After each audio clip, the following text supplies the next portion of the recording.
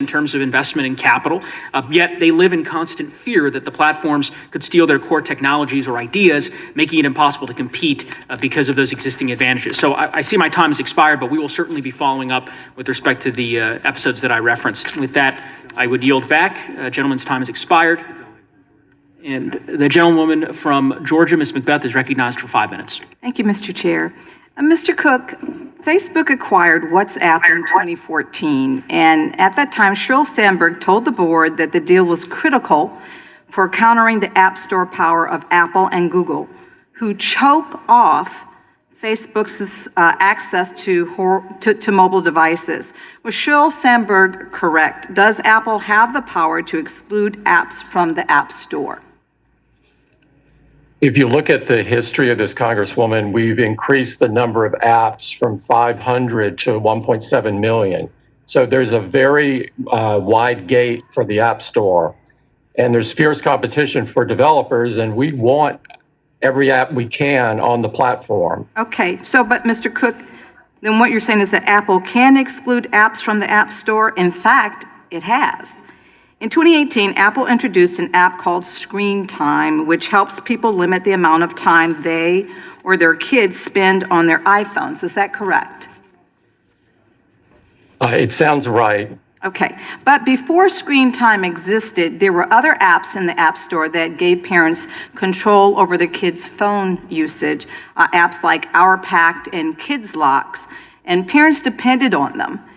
Soon after you introduced Screen Time, however, you removed these competing apps from the App Store. One mother wrote to Apple saying, and I quote her, "I am deeply disappointed that you have decided to remove this app and others like it, thereby reducing consumer access to much-needed services to keep children safe and protect their mental health and well-being." Mr. Cook, why did Apple remove competing apps right after you released Screen Time? We were concerned, Congresswoman, about the privacy and security of kids. The technology that was being used at that time was called MDM, and it had the ability to sort of take over the kid's screen, and a third party could see it. And so we were worried about their safety. Okay, thank you. I appreciate Today that. we have... I appreciate that, but the timing of the removal seems very coincidental. If Apple wasn't attempting to harm competitors in order to help its own app, why did Phil Schiller, who runs the App Store, promote the Screen Time app to customers who complained about the removal of rival parental control apps?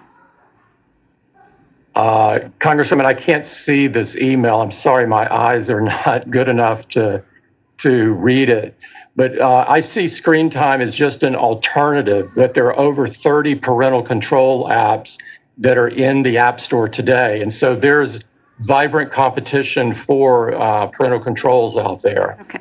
Well, Mr. Cook, the fact is that Apple sidelined Screen Time's competition by keeping them out of the App Store. And while Apple claims these competitors weren't meeting Apple's privacy standards, these apps creators say that you admitted them back in 6 months later without requiring significant privacy changes. And of course, 6 months is truly an eternity for small businesses to be shut down. Even worse, if all the while a larger competitor is actually taking away customers. And, you know, this is not the first time something like this seems to have happened, Mr. Cook. Let me give you another example, of the harm that's been caused to your competitors. In 2010, Apple introduced an online bookstore called the iBookstore, where it offered ebooks. And the only major publisher that didn't agree to join iBookstore was Random House. Random House wanted to offer its own ebooks through its own apps and submitted their apps to be added to the App Store. Amidst continued negotiations between Apple and Random House, Senior VP Eddie Q said, and I'm quoting him, I'm quoting him when he said, it prevented an app from Random House from going live in the App Store. Q himself cited this app rejection as a factor in finally getting Random House to give in and join iBookstore. Mr. Cook, is it fair for Apple to use its power over the App Store to pressure a business to join Apple's own app? I can't see the email, and so I don't know the context of it, but there are many reasons why an app might not initially go through the App Store gate, because it may not work properly. There may be other issues with it, so it's very difficult to see. What I would say though, on a macro basis, the gate to the App Store is very wide. We have 1.7 million apps in it. It's become an economic miracle. Okay. With over $138 billion of commerce just in the United Mr. Cook, States. I really, really appreciate that sentiment. But, I want to say to you that Apple enjoys enormous power to control which apps can reach consumers. Even some of the largest companies in the country fear your power. Our evidence suggests that your company has used its power to harm your rivals and boost your own business. This is fundamentally unfair. It harms small businesses that rely on you to reach customers. It stifles the innovation that is the lifeblood of our economy. Ultimately, it reduces the competition and choices that are made available to consumers, and that is a great concern to all of us. And I yield back. The gentlelady yields back. That concludes that round. In light of the request of Mr. Gates for a third round, and because many of my colleagues would like to get more fulsome answers on a number of issues, we'll proceed to a final round, and my expectation is we will conclude within the hour. And I'll recognize myself for 5 minutes. Mr. Zuckerberg, we've seen the dominance of several of the companies appearing before us today, that it's not just harmful to our economy and competition, but it's harmful to the founding principles of our democracy. Facebook and Google are designed to keep users on their platforms, whatever the cost, because disinformation, propaganda, and hateful speech are good for engagement. They're good for business. But over 100 years ago, the Supreme Court Justice Oliver Wendell Holmes Jr. wrote, "The most stringent protection of free speech would not protect a man in falsely shouting fire in a theater and causing panic." My first question is, Mr. Zuckerberg, do you agree with that principle, that there are limits to harmful and false speech, and that are particularly important when it comes to the health and safety of the public? Congressman, I certainly do, and I actually think that our policies go further than just limiting those types of things. Well, Mr. Zuckerberg, you have 1 billion users and almost 50,000 employees, and so you agree you have a responsibility to remove harmful lies from your platform, correct? Congressman, I think we have a responsibility to limit the spread of content that's going to be harmful for people. And also, if you, I'd like to add that I do not believe that we have any incentive to have this content on our service. People don't like it. Except that, Mr. Zuckerberg, with all due respect, except that it is often the most engaging. It's the most, it brings the most likes, or it brings the most activity, which of course produces great profit. So you do have an incentive. The more engagement there is, the more money you make on advertising. So let me ask you a question. Let me give you some specific examples that will illustrate my concerns. These are some of the top 10 most shared articles on Facebook in 2020. Trump suggests injection of disinfectant to beat coronavirus and clean the lungs. Coronavirus hype, biggest political hoax in history. U.S. hospitals getting paid more to label cause of death as coronavirus. During the greatest public health crisis of our lifetime, don't you agree that these articles viewed by millions on your platform will cost lives? Congressman, with respect, we certainly have policies that prohibit false information about COVID that would lead to imminent harm. And we've been quite aggressive about taking that down, as some of the questioning from the other side of the aisle has shown so far. Well, Mr. Zuckerberg, I'm quite proud of our efforts here. Well, with all due respect, the problem is Facebook is profiting off and amplifying disinformation that harms others because it's profitable. This isn't a speech issue. It's about Facebook's business model that prioritizes engagement in order to keep people on Facebook's platform to serve up more advertisements. So I'll ask you very specifically, what are you doing right now to protect people from demonstrably false claims related to this deadly pandemic? Congressman, I'll certainly answer that, but I have to disagree with the assertion that you're making that this content is somehow helpful for our business. It is not what people want to see. and we rank our what we show in feed based on what is going to be the most meaningful to people and is going to create long-term satisfaction, not what's just going to get engagement or clicks today. That's Sir, a common if that's misperception true, about the company. if that's true, Mr. Zuckerberg, how do you explain that on Monday, the second most popular post on Facebook was a Breitbart video claiming that you don't need a mask and hydroxychloroquine is a cure for COVID. And in the first 5 hours after being posted on Facebook, it racked up 20 million views and over 100,000 comments before Facebook acted to remove it. Well, Congressman, a lot of people shared that, and we did take it down because it violates our policies. We work with the After CDC 20 million to figure people out. saw it over the period of 5 hours. I mean, doesn't that suggest, Mr. Zuckerberg, that your platform is so big that even with the right policies in place, you can't contain deadly content? Congressman, I don't think so. I think we have, on COVID misinformation in particular, a relatively good track record of fighting and taking down lots of false content, as well as putting up authoritative information. We have built a COVID information center Well, I understand with that. authoritative information from health officials. Thank you, Mr. Zuckerberg. I just have one more question for you. 2 billion people. I appreciate that. Mr. Zuckerberg, if a television station runs a false political advertisement, they're held liable for that. Why should Facebook or any other platform be different? While you may not be a publisher, you're responsible maybe not for the first posting, but you then take that posting and you apply a set of algorithms that decide how you will disseminate that, which is a business decision, not a First Amendment decision. And it's hard to understand why Facebook shouldn't be responsible for those business decisions.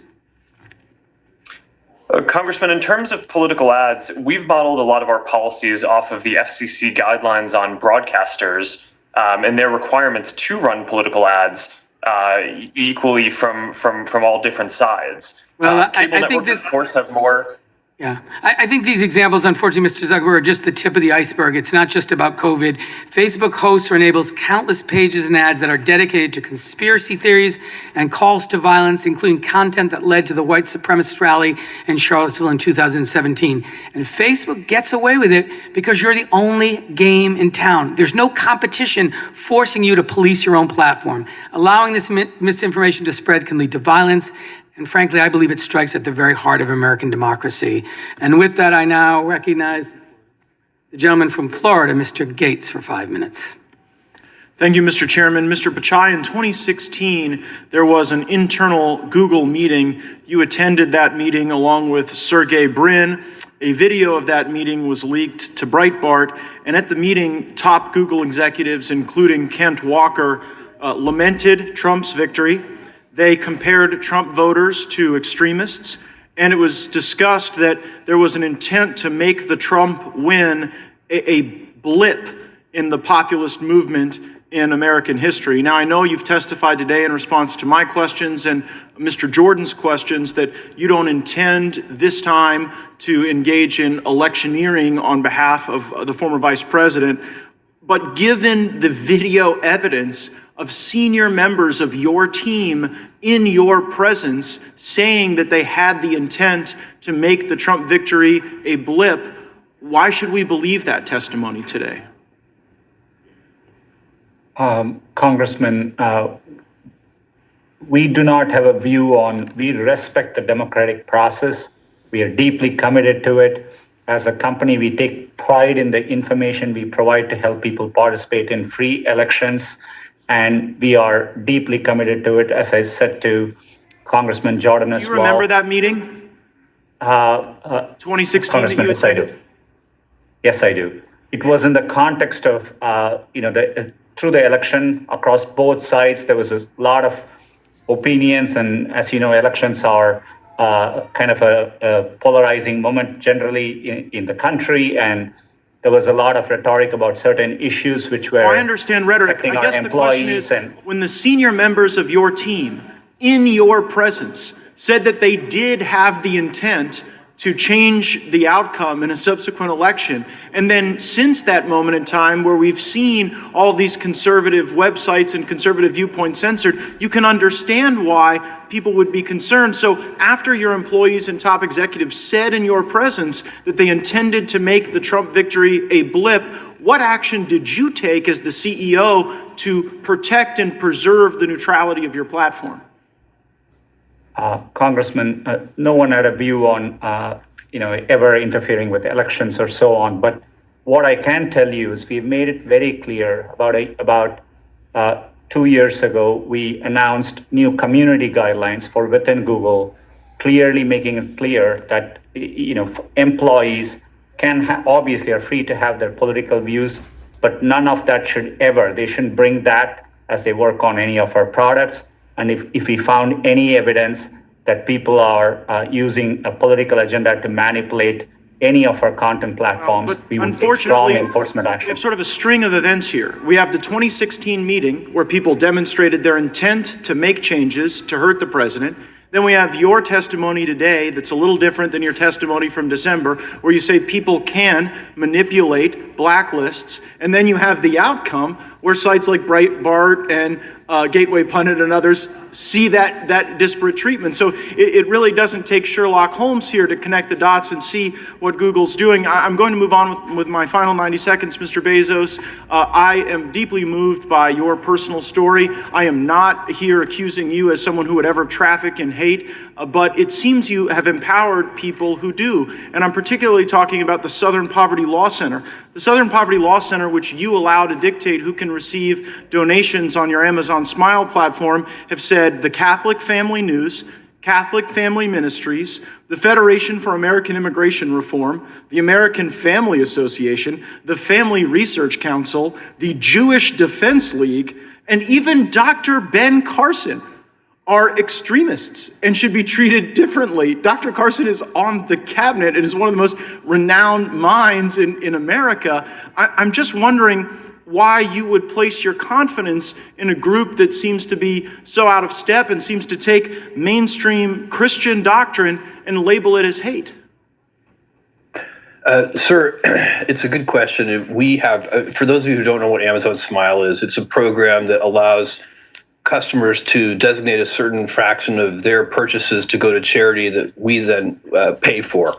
And they can select from any one of millions of charities. And we use the Southern Poverty Law Center data to say which charities are extremist organizations. We also use the U.S. Foreign Asset Office to do the same thing. But those why? two together. Since they're calling the Catholics and these Jewish groups hateful groups, why would you trust them? Sir, I'm going to acknowledge this is an imperfect system, and no doubt. I would love suggestions on better or additional sources. My suggestion would be a divorce from the SPLC, and I see that I'm out of time, and I yield back. The gentleman yields back. I now recognize the chair. Recognize the gentleman from Georgia, Mr. Johnson. Thank you, Mr. Chairman. Facebook is dominant not just in the social media market, but also in its digital surveillance capabilities. In 2012, Facebook had several tools that allowed it to conduct digital surveillance, including trackers, Facebook's like button, Facebook login, and a series of application programming interfaces or APIs. Mr. Zuckerberg, these tools provide Facebook with insights into its competitors' websites and apps. Isn't that correct? Yes or no? Congressman, I think broadly the answer to what you're saying is yes. Right. We, every other company here, do market research to understand what people are finding valuable. All right, okay. So you're going beyond the scope of my question. I appreciate that answer, though. Mr. Zuckerberg, a few days before Facebook acquired Instagram, a Facebook vice president emailed you suggesting ways to improve Facebook's, quote, competitive research, end quote. By building a custom model, Facebook could improve its understanding of its competitors and, quote, make more bold decisions on whether they are friends or foes, end quote. Mr. Zuckerberg, how does Facebook improve its competitive research to distinguish friends from foe? Congressman, I'm not sure exactly what he was referring to in that email there, but he is one of the people involved in running our analytics organization, and I think it's natural that he would as part of his responsibility, be focused on market research and understanding more there. And certainly, isn't it true that Facebook, after that conversation, purchased the web analytics company Onevo in 2013 to give Facebook more capability to monitor its competitors? Congressman, I think you have the timing correct. After we purchased Onevo as part of our broader market research capacity. And that would give you the capability to monitor your competitors, correct? Congressman, it gave aggregate analytics as to what people were using and what people were finding valuable. Sort of like the type of product you would get from Nielsen or Comscore, some of these other third-party companies that provide similar data. Well, Mr. Zuckerberg, that acquisition gave you non-public real-time data about engagement, usage, and how much time people spend on apps. And when it became public that Facebook was using Onevo to conduct digital surveillance, your company got kicked out of Apple's App Store. Isn't that true? Congressman, I'm not sure I'd characterize it in that way. I think this was part of a broader Onevo policy did around- get kicked out of the App Store. Isn't that true? Congressman, I believe we took the app out after Apple changed their policies. And it was about what because type of VPN apps. it was because of the use of these surveillance tools. Congressman, I'm not sure that the policy was worded that way, or that that's exactly the right characterization of it. But Okay, well, let me ask you but this Apple changed their question. policy. Let me ask you this question. After Onevo was booted out of the App Store, you turned to other surveillance tools such as Facebook Research app, correct? Congressman, in general, yes, we do a broad variety of market sir, research, as do and also, companies. isn't it true, Mr. Zuckerberg, that Facebook paid teenagers to sell their privacy by installing Facebook Research app? Congressman, I'm not familiar with that, but I think it's a general practice to be able to that companies use to have different surveys and understand data from how people are using different products and what their preferences are. Facebook Research app got thrown out of the App Store too. Isn't that true? Congressman, I'm not familiar with that. Okay, well, over nearly a decade, Mr. Zuckerberg, you led a sustained effort to surveil smaller competitors to benefit Facebook. These were steps taken to abuse data, to harm competitors, and to shield Facebook from competition. You tried one thing and then you got caught, made some apologies, then you did it all over again. Isn't that true? Congressman, I respectfully disagree with that characterization. I think every company engages in research to understand what their customers are enjoying so that they can learn and make their products better. And that's what we were trying to do. That's what our analytics team was doing. And I think in general, that allowed us to make our services better for people to be able to connect in a whole lot of different ways, which is our goal. Did you use that capability to purchase WhatsApp? Congressman, it was one of the signals that we had about WhatsApp's trajectory, but we didn't need it. Without that, it was pretty clear that WhatsApp was a great product. I already had a relationship with Jan Koum, the founder. It was a competitor. The gentleman's time has expired. I now recognize the gentleman from Florida, Mr. Stubbe. Thank you, Mr. Chairman. I have a question for all four, yes or no answer. Do you believe that the Chinese government steals technology from U.S. companies? Start with Mr. Cook. I don't know of specific cases where we have been stolen from by the government. So you don't believe that the Chinese government's stealing technology from U.S. companies, or you're just saying that not from yours?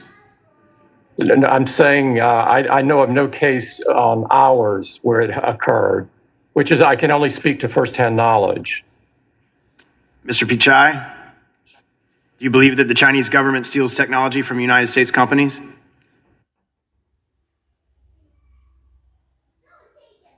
I have no first-hand knowledge of any information stolen from Google in this regard. Mr. Zuckerberg? Congressman, I think it's well documented that the Chinese government steals technology from American companies. Yeah, thank you. Mr. Bezos? Mr. Bezos, I believe you're on mute. I'm sorry. I'm saying I have heard many reports of that, and I haven't seen it personally, but I've heard many reports of it. So of all the different products that Amazon carries, you haven't seen that in any of the companies that sell products on Amazon or your company yourself? Oh, well, certainly there are knockoff products, if that's what you mean, and there are counterfeit products and all of that. But the Chinese, if the answer is the Chinese government stealing technology, that's the thing I've read reports of, but don't have personal experience with. It's no secret that Europe increasingly seems to have an agenda of attacking large, successful U.S. tech companies. Yet Europe's approach to regulation in general, and antitrust in particular, seems to have been much less successful than America's approach. America is a remarkable nursery for innovation and entrepreneurship in pursuit of the American dream. As you all know from direct experience, this is a country where it's possible to start a company from a garage or a dorm room and experience tremendous success. Do you have any recommendations on how Congress can better protect U.S. firms and U.S. companies from aggression and government intervention abroad, not just in Europe, but in China as well? Anybody that would like to chime in, I'll open it up to any of you.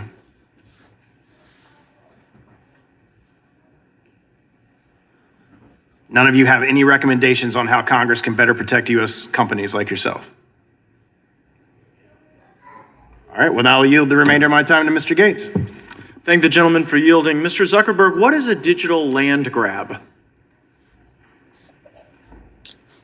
Congressman, I'm not sure what you're referring to.